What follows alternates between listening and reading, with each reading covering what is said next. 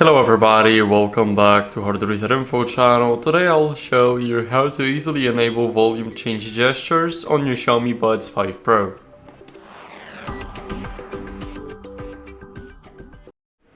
So first, let's start off by going into the XIAOMI Earbuds app.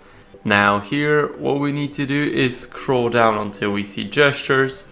And now if we want to use the volume gesture, then basically all we gotta do is go to swipe, and here we can select it with the swipe left earphone to adjust the volume. So let me show you. Here we will have this little panel, and basically by sliding like that and like that, you will get a volume adjustment.